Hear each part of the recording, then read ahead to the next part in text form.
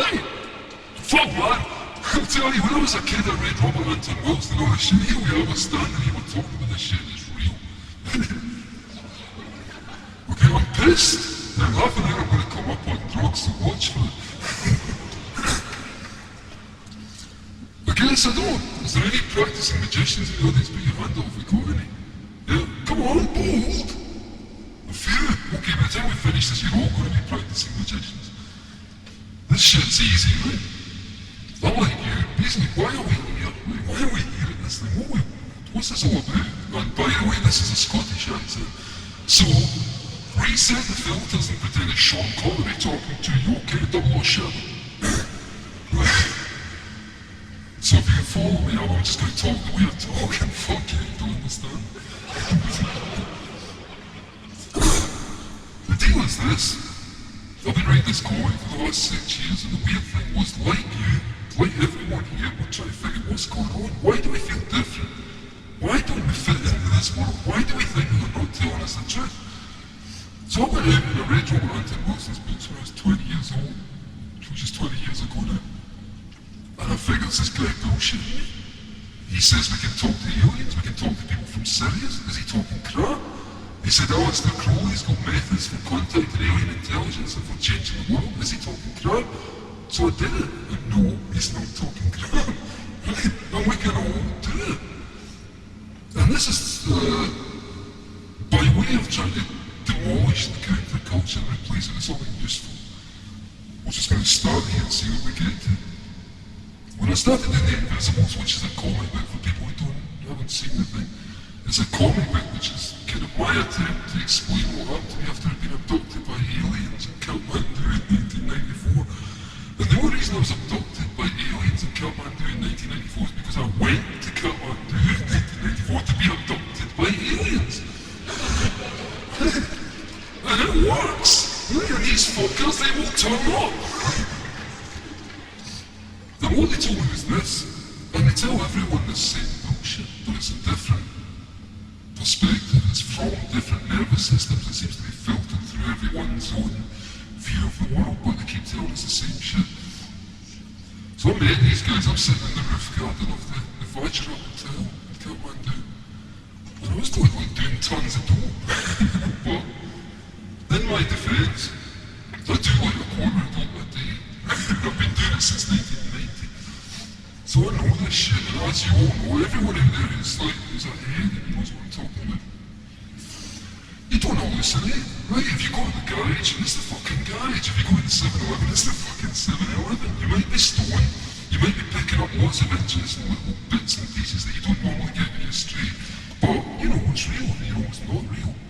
So, as I say in my defense, man, I was loaded. But this was the end of a week in which I've been loaded every single day. And I'm sitting up there in the roof garden and suddenly these fuckers arrive. And they arrive en masse and they look exactly like Terence McKenna described. Why is that? Because I just read Terence McKenna a year before. What they told me was they took me in my body, it wasn't in my body anymore. This doesn't normally happen with hash, this happens on DMT or it happens on ketamine or something, right? I'm on hash, a tiny little bit, the size of a lentil, and I start tripping, and I'm out my body. And these fuckers are there and they said, what do you want to call? The first thing I think was Alpha Centauri, which is the first thing you would say. And they took me to Alpha Centauri, and it's fucking real, it's there, there's 3 suns, the whole thing was moving exactly as we're told it's supposed to move astronomically. And I'm there, and I said to them, what the hell's going on here? As you might. And they said, we've got to tell you this stuff so that you can put it in your work and explain it to the world. Right? Why do they always say that to everyone? Why do they always tell everyone to go out and tell the world what's going on, and everyone tells us the same shit? So these things are metal.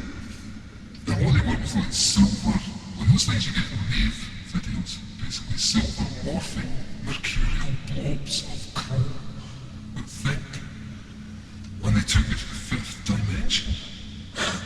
And the 5th dimension is outside space and time, and they explained to me what time is all about. The universe we live in is designed to grow larvae, right? Believe, don't you? Don't have to believe, I'm just saying this to you. They explained to me that beyond space and time, we have our actual selves. These things we're experiencing right now are sections through time. Every one of you is a section through time. But in actual fact, you're not experiencing your real body. What is your real body? Your real body is a process that starts when you're born and it moves forward until you die. That is you. Seen from outside, that's what you look like. You look like a gigantic centipede spread around all the little things that you always do, up and down through your house, up the stairs, down to the store, back. And it's a centipede. It's us. Right? It starts as a little baby and it comes out your mother's womb. And it gets bigger. And that is the process of time. Like I say, we're experiencing sections now, so we don't spend all the time thinking about this. But think of ourselves as processes through time, which is what we actually are. We all know we were 12, we all know we were 10 years old. Where is that point to show me that you were 10 years old and yet you were there? So these things said to me, this is what's going on. We use time to grow larvae, because outside space and time you can't grow anything because it's timeless. Nothing grows. What you want to do, if you want to make one of these higher dimensional beings who's actually us already, is you grow it in time. So you make a universe. And how you make a universe is you plug a little part of yourself into the information world that they live in, which is what I say to the experience. It's a sea of pure information. And they exist in that, but there is no time. Time is part of that, but this is the fifth dimension. It's time, space, breadth, depth, plus. When they said to me, the universe you live in, the world you're living on, is a larvae. Every single one of us here is the same thing. There's no distinction. All we do, we don't understand who we are. And they explained to me, if you go a two-dimensional field, say, flat plane, you stick your hand through, there's one hand there, but if you stick your hand through a two-dimensional plane and there's two-dimensional entities who live on there, they will see 4 circles. Right? 4 distinct, completely different circles, but no, it's the one hand. Every one of us in here is the same fucker. We're all the same thing, according to these weirdos. And what we are is intersected. Thank you. I'm glad someone of me. What we are is intersections through 4D space-time. So this led me in obviously some very strange alleyways. And these things explain to me that, as I say, the universe is some kind of larval entity. What it does is it proceeds through stages of development.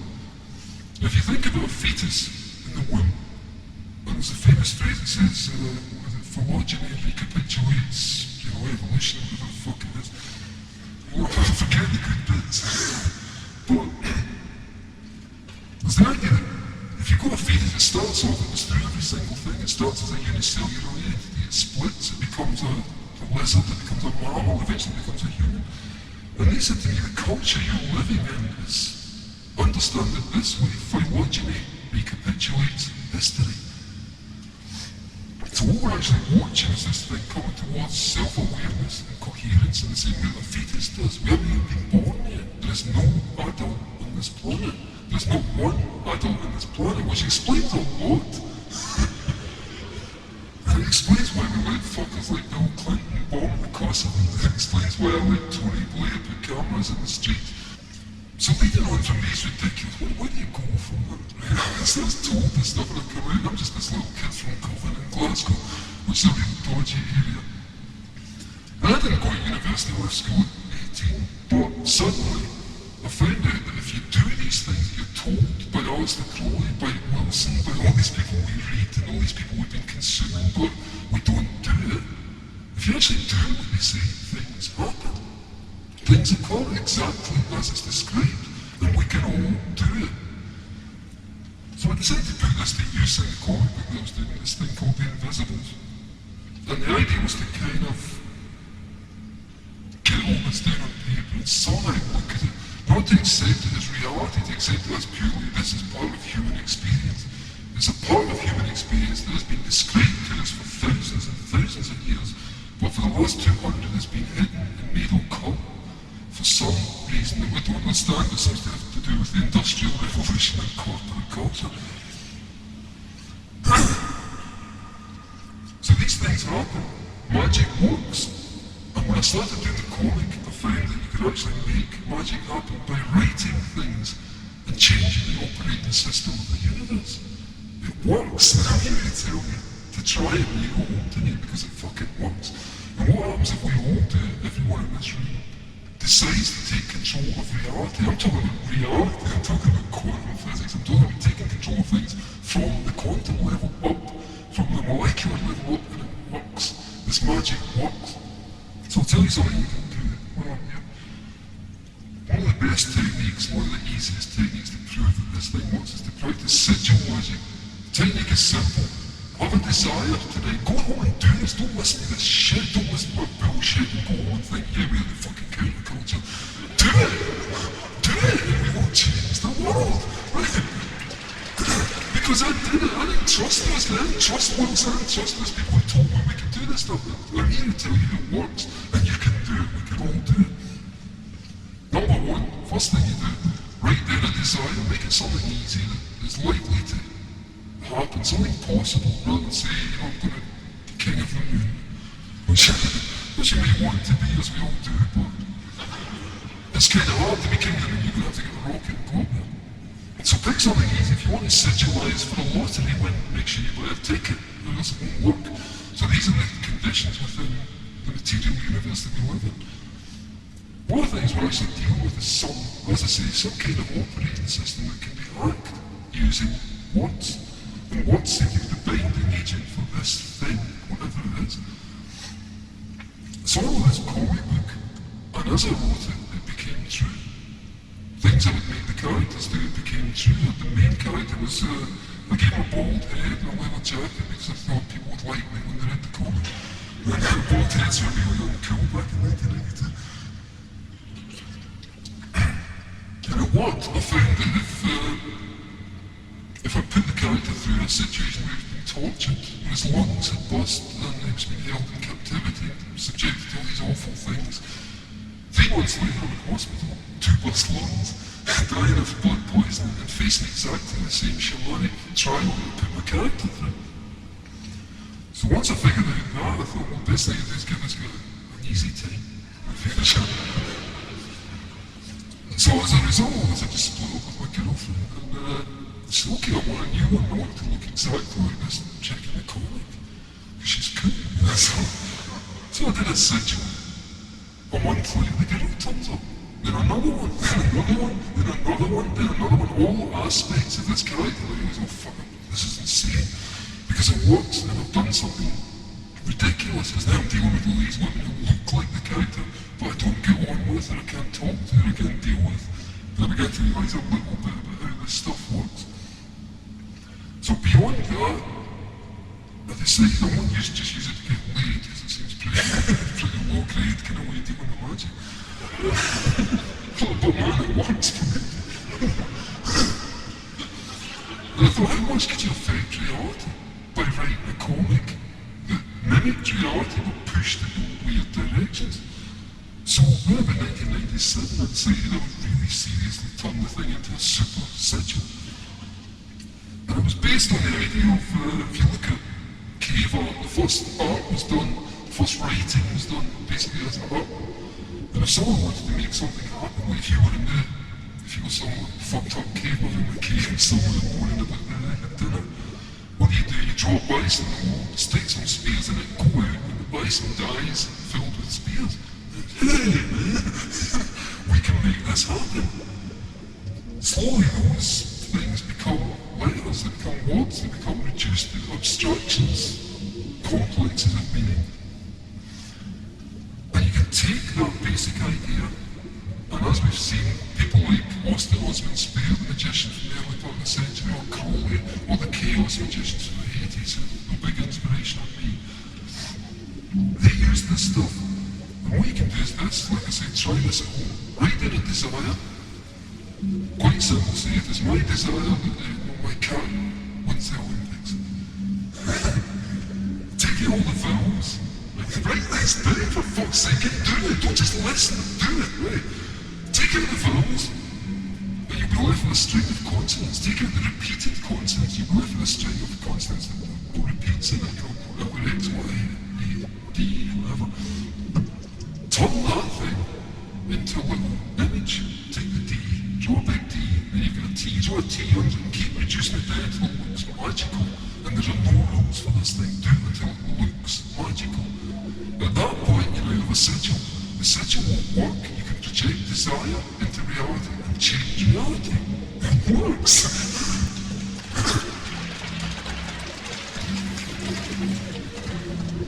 Those must be the people who've done it. So this is verifiable. People have been telling us this for thousands of years. You know, the Tibetans have been telling us about this, the Mesopotamians have been telling us about this. And why has it been made occult? Because Coca-Cola have got the secret. These people know what we're talking about here because what you do is you create a sigil. Coca-Cola is a sigil, the McDonald's M is a sigil. These people are basically turning the world into themselves using sigils. And if we don't reverse that process and turn the world into us using sigils, we're going to be living in fucking McDonald's. Right, but McDonald's have more power than us apart from the fact, like, a stock said they got some money. Fucking who cares? You know, the top levels of this stuff, no one's using money anyway. Do you think Rupert Murdoch or the Queen or Bill Clinton, any of these fuckers use money? Of course they don't. They've realised that money is the only useful to sell to the middle classes and the people in the middle who make things happen and make things run. So we've been sold a fiction, there's no such thing as money. Ignore it at the higher levels. There is no money, these fuckers don't use money. If Rupert Murdoch wants a Rolls Royce, they give him one, because he's Rupert Murdoch. And if they see him in a Rolls Royce, it means you get some status for it. So you've got to understand, these people in the higher levels are operating in a hierarchy of exchange and barter. When the lower levels, like in Glasgow, where I live, which is the poorest city in Europe, people living on a hierarchy of exchange is quite different. They steal shit and they sell it back and they have their own little money and they have this complete black market economy. There's only us in the middle who think money's worth any fucking thing and we chase it until we drop. So forget it. I grigi, come vi ho già spiegato altre volte, non sono alieni, sono cloni prodotti in laboratori terrestri e usati a scopo scientifico e militare, finalizzati in particolar modo all'esplorazione spaziale.